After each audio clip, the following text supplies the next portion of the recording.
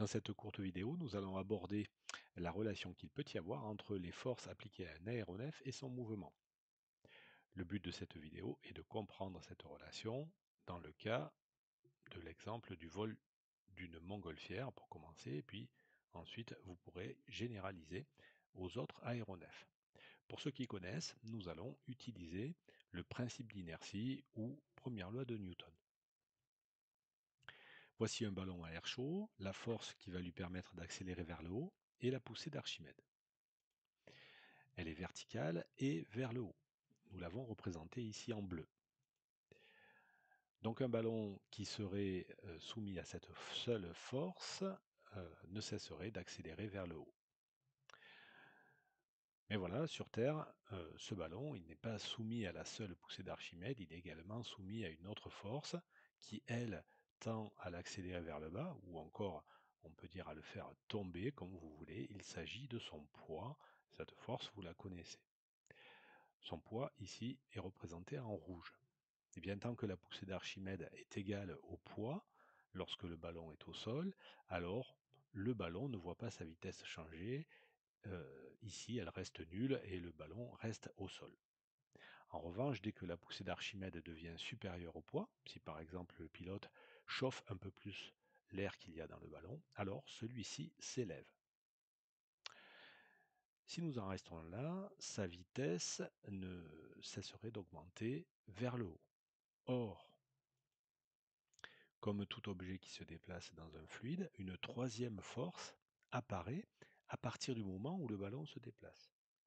Il s'agit des frottements fluides, qui sont opposés au mouvement.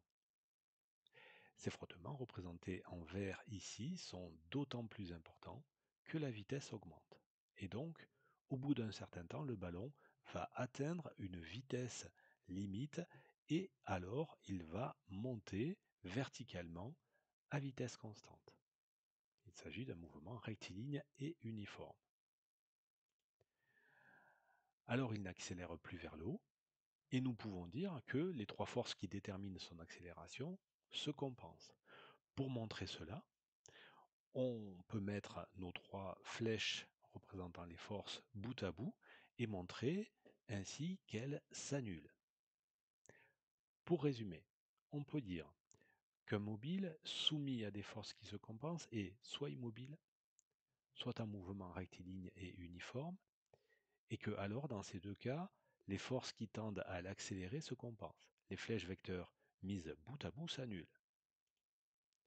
Si ce n'est pas le cas, alors le mobile accélère, c'est-à-dire que sa vitesse change.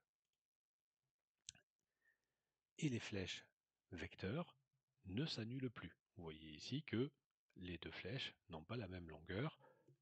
La poussée d'Archimède l'emporte sur le poids et, comme on l'a vu tout à l'heure, dans ce cas-là, le ballon accélère vers le haut. Donc pour réaliser une étude dynamique d'une situation, nous allons appliquer un principe appelé principe d'inertie ou première loi de Newton qui dit que les forces appliquées à un mobile se compensent s'il est immobile ou en mouvement rectiligne et uniforme. Il est à noter que la réciproque est vraie, c'est-à-dire que si l'on constate que le mouvement est rectiligne et uniforme, alors on va pouvoir en déduire que les forces appliquées se compensent. On va rajouter une petite chose pour l'étude de nos aéronefs qui fonctionne également, c'est que ce principe d'inertie, il peut être appliqué dans différentes directions. Alors qu'est-ce que ça veut dire?